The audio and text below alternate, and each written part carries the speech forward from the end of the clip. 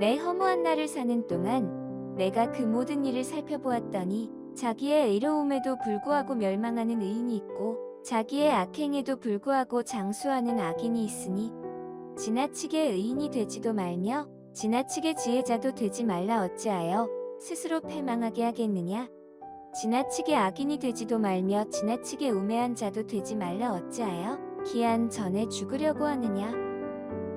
너는 이것도 잡으며 저것에서도 내 손을 놓지 아니하는 것이 좋으니 하나님을 경외하는 자는 이 모든 일에서 벗어날 것임이니라. 지혜자를 성읍 가운데에 있는 10명의 권력자들보다 더 능력이 있게 하느니라. 선을 행하고 전혀 죄를 범하지 아니하는 의는 세상에 없기 때문이로다. 또한 사람들이 하는 모든 말에 내 마음을 두지 말라.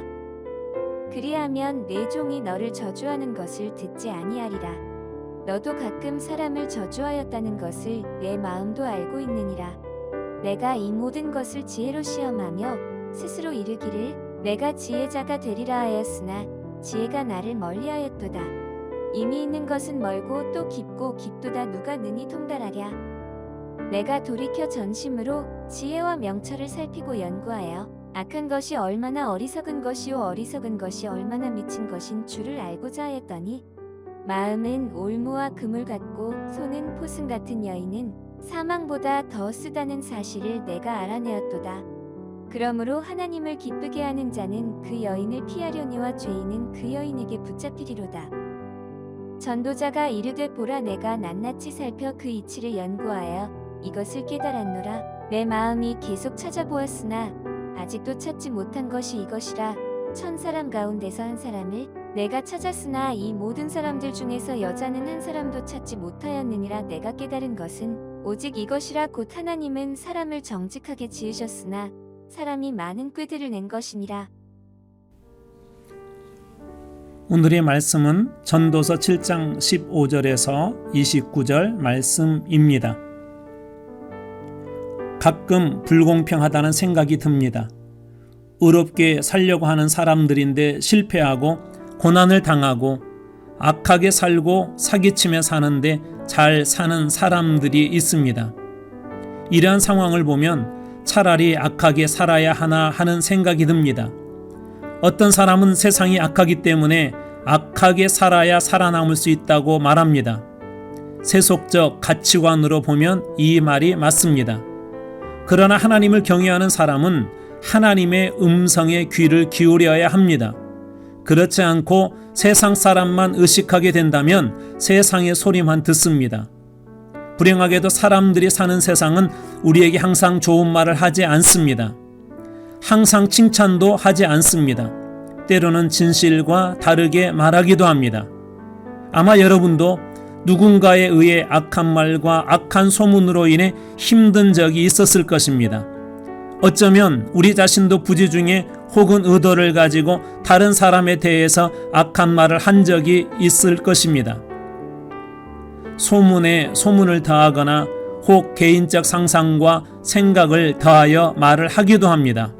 그러나 정말 하나님을 경외한다면 쉽게 그렇게 말할 수 없습니다. 왜냐하면 하나님께서 여러분을 보시고 계시기 때문입니다.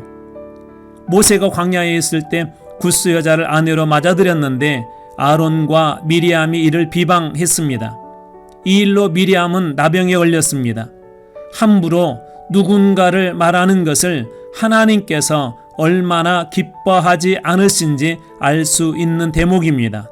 더군다나 아론과 미리암, 모세는 한 가족입니다.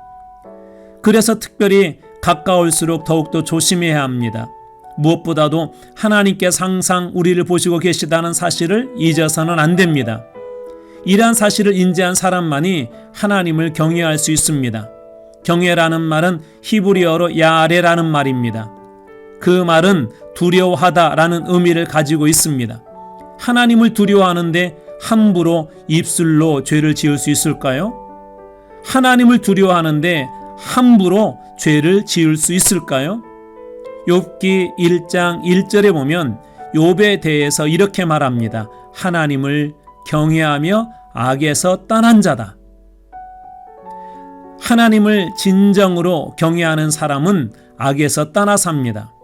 오늘 말씀의 지혜자가 연구한 결과를 보십시오. 전도서 7장 29절 쉬운 성경으로 제가 읽어드리겠습니다. 내가 깨우친 한 가지는 하나님께서 사람을 정직하게 만드셨지만 사람들이 많은 꾀를 찾았다는 것이다. 하나님께서 사람을 정직하게 만드셨는데 사람들이 꾀를 내어 죄를 짓는다는 것입니다. 예수를 믿지만 여전히 우리에게도 죄의 그림자들이 남아 있습니다. 먼저 하나님이 시퍼렇게 눈뜨고 살아 계심을 기억하십시오. 혹 부지 중에 죄를 지었습니까? 하나님 앞에 철저하게 용서를 구하십시오. 그때 여러분은 진짜 하나님을 경외하는 사람이 될 것입니다. 오늘도 여러분의 삶에 하나님을 경외함으로 하나님의 놀라운 은혜와 축복으로 채워지는 하루 되시기 바랍니다.